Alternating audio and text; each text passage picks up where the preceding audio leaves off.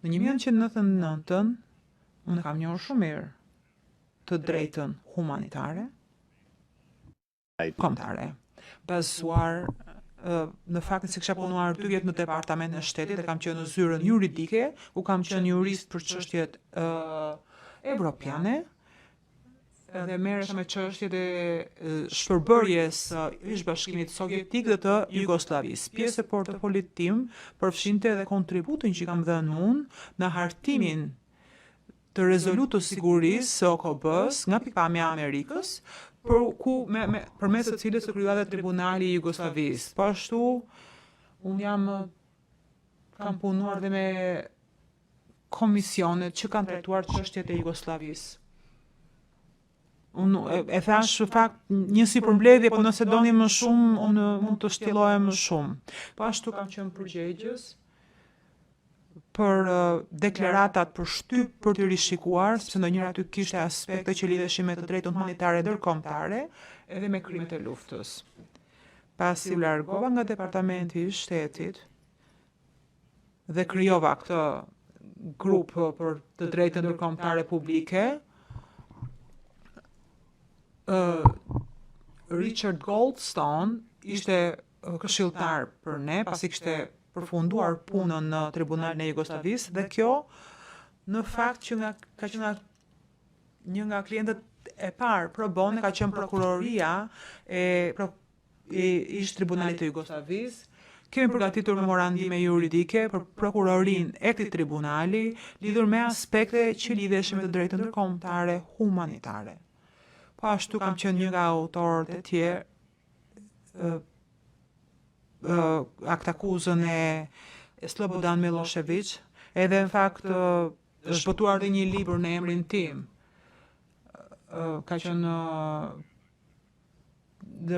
botuar në një nga shtypet kryesore të New Yorkut, në Universitetin e New Yorkut, më falni, dhe kam dhënë dhe si lëndë këtë, dhe një nga leksionet e mia ka qenë pikërisht kjo. Përgjithë faleminderit. Ju thoni që keni qenë këshilltar juridik pro bono, pra falas, për delegacionin e Kosovës në Rambuje, në shkurt e mars të 99-s, se dhe jeni përzgjedhur si këshilltar me propozim të kryeministrit Bujar Bukoshi. Kur e mësuat ju këto që ishit caktuar si këshilltar për delegacionin e Kosovës? Përgjigje.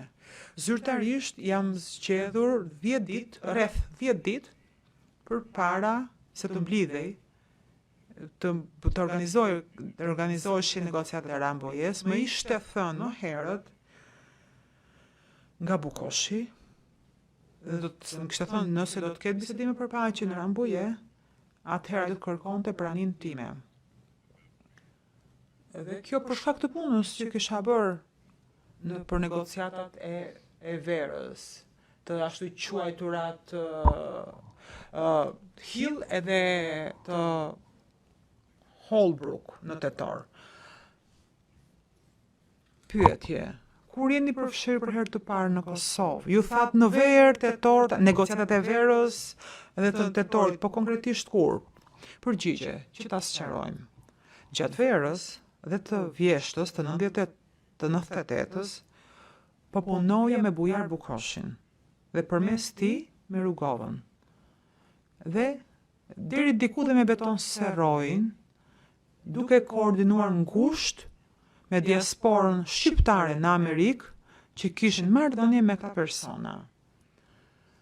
Dhe ata kërkuan ndihmën time pro bono, udhëzime pro bono, lidhur me aspektet që do të negocioheshin.